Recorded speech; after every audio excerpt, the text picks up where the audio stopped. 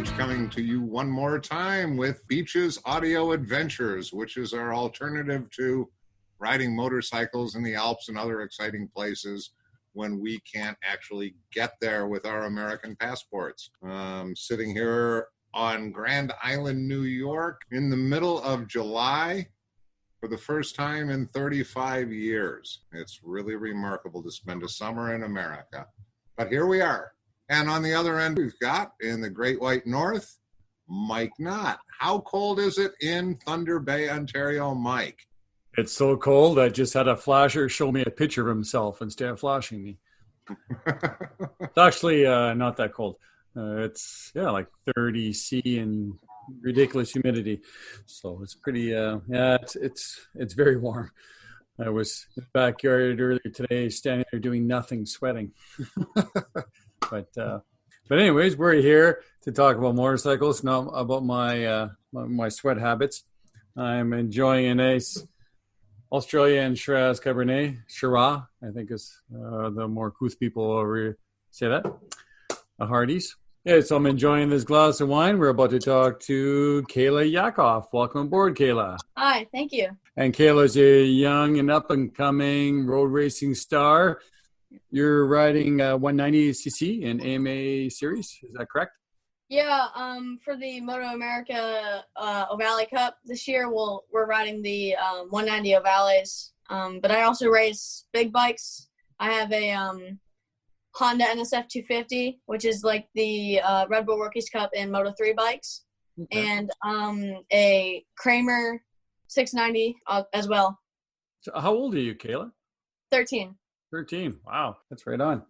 How did you get into road racing? It's certainly uncommon for a girl, but even for young people, we don't see that in America, North America. Young people. Yeah, so my dad raced for 15 years. He did motocross and road racing, primarily road racing. So, I found out that he raced, and I kind of wanted to get into it as well. And so we started out doing flat track at 4, then got into motocross at 6, and then road racing at 7. After that, my dad was like, "You got to pick 2 because we can't do all 3." So, yeah. I guess so. Wow. That's a lot to take on. You said your dad's not here right now because he's working on the bike, motor. Yeah. Well, one of the bikes anyways, I guess. Yeah. So are you on the road a ton? Yeah. We go out probably at least every month, for a race or a practice weekend. So we stay busy. No kidding. So does this COVID situation make that harder or easier? Depends. It's harder to go to tracks because some are still closed right now. But, traveling is a little easier because there's not that many people or as many people out. But then is it still easy to stop? I've heard people, at least earlier, say it's hard to find a bathroom or something like that. Oh, yeah. Well, we travel in our camper, so we're fine with that. We have our own bathroom and fridge, so we don't have to, stay as much in contact with people. So yeah, that's convenient. Yeah. What besides motorcycles, what other hobbies and interests do you have? I like riding my BMX bike and scooter. I going to the skate park. I play guitar, saxophone, and a little bit of keyboard. Play with my friends. Just a lot of stuff I have to keep me occupied throughout the week. I have a lot of fun, especially if it's spending time with family too. So very good. Lots of wheels involved, though, it sounds like. Yeah. We're also trying to get my little sister into it too. So the Moto America series, what are you shadowing, or are you racing with like the AMA circuit? I'm not familiar. So what they're having us do is right now we're on mini bikes. Some of the tracks have mini bike tracks. And so I'm able to race on those with small ovale. Hopefully I want to get to the point where I'm, riding on the big track, because that's what I've been doing for 3 years, racing on the big bikes. But I'm not old enough yet to go into Moto America and race with their series. But yeah, right now we are doing the Ovale Cup, which is on the smaller kart tracks that they have at some of the racetracks. And we have our first round over with, and then we have 2 more to go at Pittsburgh International Raceway, and then the Ridge, which is a new track that they added. Were you at Road America? Yeah, that was the first race. Road Okay, America. so then you used they had that kart track in the back. Yeah. Okay. And what were your results? How did you do? So I had in the heat race I got 4th, and we going into the main we decided to change tires, and some of the tires that I guess the tire we got was a bad set. It wasn't very good, so I came out 5th, but I tried to work around the tire issue, but it was really hard. It was sliding a lot, but I'm happy. I think there's a lot to improve on and to learn off of, and that's hopefully what I'm going to be able to do in the second round. And I'm more comfortable with the track coming up, so I think it'll be really fun. Have you been to Road America before? No. That was my first time there for the race. Okay, it's a fairly pretty spot, although it seems to rain. It'll rain at least one day during every weekend. Yeah. So the Moto America series is basically the main feed into American road racing at this point for somebody who's younger. Yeah. With the series that we have right now, with the Moto America, that it's definitely really good for the up and coming riders that are younger that want to get into Moto America. Definitely is you can race up to the age of 13 or 14 in that, and then you go to the Moto America Junior Cup or the Twins Cup class. So it's definitely a good opportunity for smaller kids, and kids my age as well. So you're also racing Weira, right? Yes, yeah. I like I said, I've been doing that for 3 years, and it's really fun. I love big bikes. They're a lot of fun to ride, and the tracks are really fun. But the small bikes are very good training, and like I said, with the good opportunity for younger riders to come up. Is it a big change for you to race on one weekend with a big bike and then go back to the little ones? Yeah. And the bikes are pretty small too, so it's definitely different. Yeah, well, it's 6'2". I appreciate that. There are motorcycles that are a little smaller. There's just no room. Yeah. So what classes are you riding at the Weira events with the bigger bikes? How many classes? No, what are the different classes? Because a lot of the people that are listening to this have no idea what's going on. I race on a typical weekend, 5 classes. They're usually all lightweight classes, and I race on expert classes with adults. So it's a lot of fun. Good competition too. And how do adults take being defeated by a young lady with great skill? I think we all see each other as just competitors and nothing more than that. So everyone has handled it pretty well. So I'm grateful for that. But I've never seen anybody get mad. So that's good. That's good. Yeah. Good. Yeah, that's super. That's super because the motorcycling community is kind of unique in that people are doing it for passion rather than 99% of the people that are out there have the skill to be where they are and not a lot further. There are very few racers that are going to make it professionally, and when they see somebody coming up that's got great potential, it's neat that they don't try to stand in the way or get upset or be jealous. Yeah, happen. That's cool. So when you're in the junior classes, so how many people would be on a grid? I think last time we had like 20 some. Wow. So it was a good turnout. I think Pittsburgh will also have a good turnout as well, because we had a cup there last year, just a cup race that they did. I mean, we had a good turnout last year too. So I think it'll be good, and a lot, like I said, a lot of competition as well. Yeah, that's nice, and I'm happy to hear that. Just in regards to supporting the sport itself, if we have lots of people your age coming up and coming into racing, that's a good sign. Yeah. Especially on the side of the continent we're on. It seems like, the bed of racing's always been California and around there for whatever reason. And a lot of people have, traveled to, the Ridge is also in California. So, some people have traveled all the way from there to, come to these races. And same for, me, I'll travel all the way over there to race as well. But, they have 3 classes. There's a 110 class, 160 class, and a 190 class. And each grid is like 20 or more people. So it's a lot of kids that are trying to, fight for it and going to Moto America. Yeah, that's amazing. That's a lot of dedicated parents too. Yes. That's right on. So for your own interests, like what racing series do you like to watch? Or do you? MotoGP, yeah. Definitely MotoGP. Moto America is fun to watch too. Road Superbike I'll watch every once in a while. But I like motocross too, like Supercross, motocross. That's fun to watch. But definitely MotoGP. And it's been a roller coaster so far. So hopefully it gets a little better for me. Rob hasn't seen the second race yet, so we can't see I haven't seen the second race, but I saw the first one, and I was really mad. Okay, well, get used to more drama. Yeah.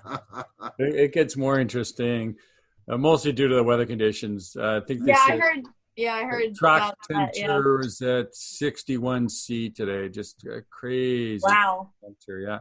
It's probably oily and pretty slick. Yeah. Yeah, just really, really tough to manage tires, and even physically wise, I was watching it, and I said to Bonnie, I remember years ago, Bonnie and I were riding in. We were in Germany coming back. We were going down the Autobahn. It was the end of the day trying to get home because it was 35 Celsius. And it was just like riding in an oven. It was incredible. And so I said, so we're riding at 35. Their track temperature is 61. Can you imagine that? Yeah, it's crazy. How much is that in Fahrenheit? Like 90? 145 is 61 Celsius. That's track temperature. But the air temperature was 40, which is, I think, about 100 degrees Fahrenheit. So wow. Because 30 is roughly 90. So, yeah, I know I had a race. It was like 95, and I was dying out. It was crazy. It was so hot. Yeah, and I don't know how those bikes are. Some bikes are better or worse at throwing heat at you. I have no idea what those bikes like. You would hope that they would design them with the rider in mind a little bit that way, but. Yeah. But a couple of riders, when they came out there in the race, you could see them get off the bike. They're done. They're just absolutely exhausted. Yeah. 104 degrees is the conversion from 40C. 104. Wow. Yeah. So you've got an NS250. That's a 2-stroke? 4-stroke. It's a NSF Honda 250. The newer ones. See, that's how old I am. Me too, because that's what I thought. It must be an NS250 2-stroke. It's basically replaced the 125, the RS 125, and it's about the same speed too. So it's nice and very light and just really fun to ride. And then from there you're jumping up to the 690 Kramer, right? Yes, yeah, that's a really fun bike as well. It's a lot bigger than the 250, but it's really fun. So how tall are you, or how can I ask how much you weigh? Just curious. Yeah. It's a small bike, but you're probably a small person too. Yeah, I'm like 5'2", I think, and 100 pounds. So so a bike would be pretty quick with you on it. Yeah. Very on. So when I go to the track, they try to feed me a lot of pizza and snacks so that they can weigh me down. So what would be your aspiration? What's near future? I would like to go to Red Bull Rookies Cup or to CV. In Europe. I would like to race in Europe, which would be really cool. A very good opportunity to go out there. So definitely want to go out there. And eventually, if I can, go to MotoGP, which would be my all-time goal. Mm-hmm. But it certainly seems like that Red Bull Rookies Cup is kind of the path towards that. Yeah. I think, to learn the tracks 1 year would be good, and then to maybe go into that would be best. So that I can definitely carve the path into going to, Moto 3, Moto 2, and then Moto GP. It's really tough as a North American seems to be to get over to Europe, sponsorship and all that. It's you really from anything I've read, it's like you've got to bring money behind you.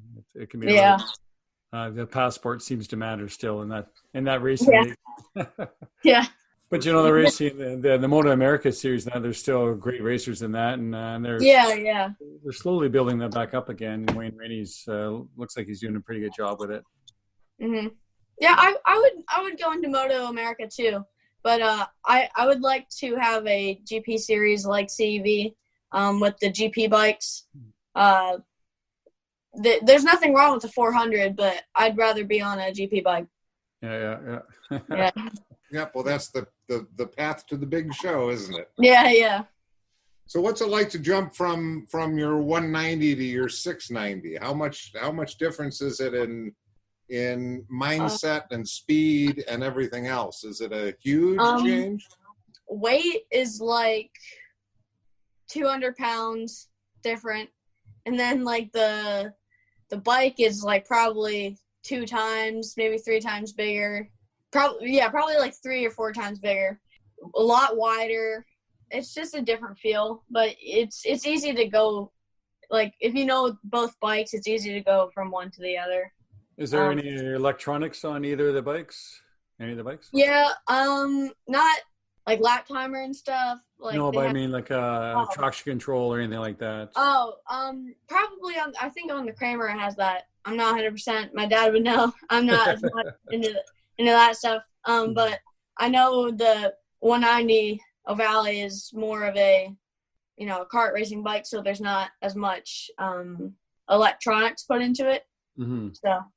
Yeah, I guess a lot of them the bikes have to remain fairly stock. You can't do a lot of modifications and stuff. And for the Moto America series, it's all stock. So. Yeah. Which is right on. It helps even the bike field, and it's always good when you go that way. So your father's out working on your motorcycle. How much time do you spend working on the machines?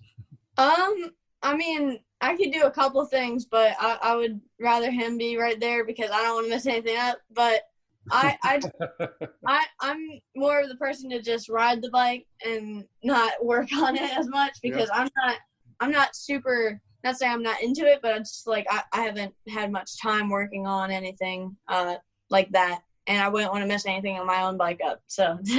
And then how do you get across how the motorcycle's handling, et cetera, et cetera?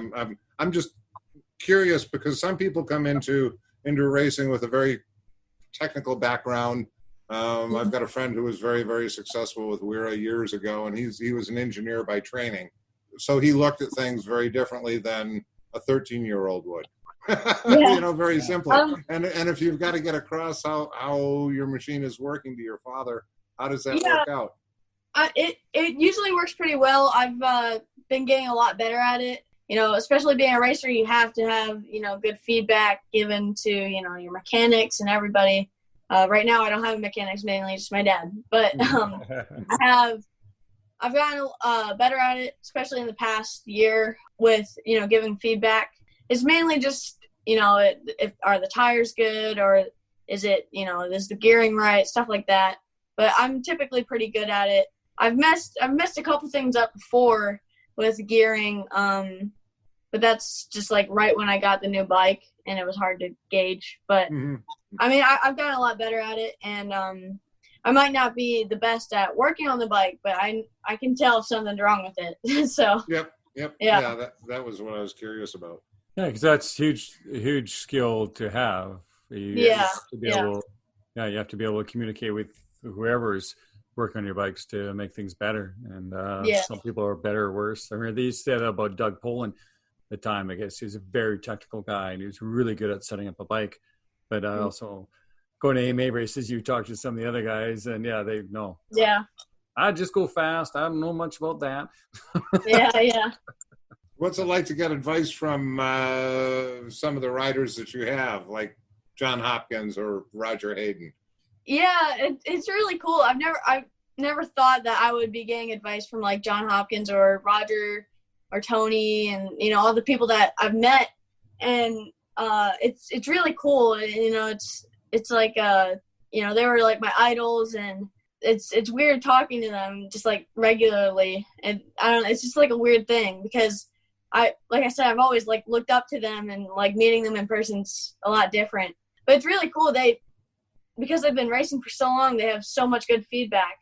I was talking to John Hopkins, and I was, working on a couple things, and he like helped me drop a second, like in one session. So it was really good. And they give, like I'll be like, I think I'm struggling in this corner, and he'll just watch and be like, oh, maybe you can do this. It's really good and really helpful. And I'm very thankful for like all of the people that I've met, and being able to, talk with and work on my racing with. So when you're at home, the people we're talking about, if the two of us were having this conversation around a lot of my friends, they would have no idea who we're talking about. Never mind with people more your age. Do you find that do you have like two sets of friends maybe so you have your friends where you do some stuff with, but they really don't know or appreciate what you do in your spare time? All my friends really know what I do and how, I travel a lot, and that, I've been doing pretty well at it. But they know, but do they know? You know what I mean? They know you're gone, but they know to a certain point. Like, yeah, if they saw in person, it would definitely be different than what they probably think it is. I mean, I think I've done a pretty good job at explaining a lot of the stuff. But like I said, if they went in person, it would be totally different than, just talking with them about it. Some of my friends have seen me ride and stuff. Like if they come to, my house and stuff, I'll be like, oh, I might ride for a little bit so I can train. And some of my friends have seen me ride. Some of them don't. I don't know. I wouldn't say don't understand, but at the same time, yeah, it's hard to explain. Well, for sure. I've had friends, I have a street bike and a dirt bike and that, and you talk about going on the dirt bike and they'll say, oh, well, talk about being tired. Oh, well, that's not much exercise. And you kind of. Oh, yeah, like that too. Like people are like, it's not a sport. You're not, all you do is ride the bike. It's like, you wouldn't understand. It's so like, and then I get that all the time. Like, how is that a sport? You're not doing anything. What do you mean you're tired from the weekend? You're just riding around on a motorcycle. I know. It's like I don't get it. People, it's hard to explain to people. Like they would have to do it to understand. Yeah. Well, a lot of it's that because they can't relate if you don't ride a motorcycle. Yeah. A lot of people have kicked a soccer ball or swung a golf club or hit a baseball or whatever, so they can kind of get it. Even though they've never played at major league level, but I've hit a softball, I kind of know, but a lot of your friends have never ridden anything like that, never mind at speed, so that they can't understand. Yeah. I mean, one of my friends actually rides motocross, and he's been trying to, get into it, and he's done a couple races, so he's like one of my only friends that are not my racing friends that understand like actually what it is. So we can tell if someone like doesn't know and is like acting like they know what they're talking about, and it's like, but I mean, like I said, people are crazy and think it's like, oh, you're not doing anything, you're sitting on a bike, that's it. It's crazy. Well, but it's neat that you've got two groups of friends that are diametrically opposed to one another in their interests and things. Because when your interests get so completely narrowly focused, there's a lot that disappears from life. So if you can spread it around and have friends that don't understand motorcycling at all but understand music, hey, there's nothing wrong with that at all. That's great. Even at our age, at our advanced age. So if I'm at home and I've got the MotoGP race on, and most of my friends that came over, they wouldn't know, and it's kind of good times because they don't appreciate it. But if they can talk about their football fantasy leagues or whatever, I could care about. But it's fun if I'm with Rob and the race is on and Gretchen and like we can talk intelligently about it. We know and. It's really neat. Definitely. I mean, I really like it right now because they have MotoGP on NBC. Okay. So Oh, yeah, a lot more people might be watching it now, which would maybe, grow the sport out. Like we said, it's probably not, they probably won't understand, the intensity, but it might definitely help with the popularity of the sport, especially in the US. And here's something we kind of getting on that subject, in that how many people would say to you, you're crazy for doing what you're doing, or your dad, why are you letting your child do this road racing? You're 13, you're just a little girl. What are you doing? I haven't really had people do that. I mean, it's more like, that's really cool that you're into this kind of stuff, more than, that's crazy. I've had people say, are people worried, but not, oh, she shouldn't be doing that. So it's cool. It's nice to know, like, people aren't, criticizing over that, but for the most part, it's all, really cool. Like, oh, that's really cool that you're, one, a girl, and two, doing the sport you're doing. So, because I've brought it up on this podcast before that yeah. I hear the comments, and probably where you live, football will be the sport everybody's into. So you can have 5 of your friends have large football injuries, and everybody be, well, that happens in football. But if they hear you fell and broke your leg motorcycle racing, they'd be, well, geez, maybe you shouldn't be doing that anymore. For some reason, that's different. Yeah, it's the exact same thing. Exactly. Yeah. Tell us what's happening with the rest of this summer as far as schedules, so the people that are now suddenly Kayla fans can start to pay attention and watch what's happening. I don't know if I have a schedule up, but we usually do like post midweek before we go somewhere. Like the whole week of August, we're basically booked. We have a lot of races coming up. A lot of them are. So we have a couple that are down south in Alabama, and then we have a couple up north we have one in Wisconsin and Illinois, or two up there. And then we have one in California, or I think it's California or Washington. So somewhere around there. But we have a lot of races coming up, so I'm very excited. Excellent. Well, we'll be watching very closely to see how things go, and wish you great luck. Yeah, thank you. For sure. So we have lightning round. Aha. Aha. First thing that comes into your mind, Kayla. Okay. Favorite racer? I said Eli Tomac, but I like Ken Roczen. Burger or pizza? Burger. Too hot or too cold? Too hot. Coke or Pepsi? Coke. Disney World or Universal Studios? Universal. Favorite motorcycle podcast? Beaches Motorcycle Adventures. Right on. There you go. It was a lot of fun talking to you. Yeah, thank you. Yeah, thanks so much for your time, and No problem. we're very, very enthusiastic about your career and want to see things go. Have great fun. It's super to talk to you. Yeah. Okay, later. All right, cool. Yeah. All right, thank you guys for having me on. Yeah, thank you too, and go well. See ya. Have a nice day.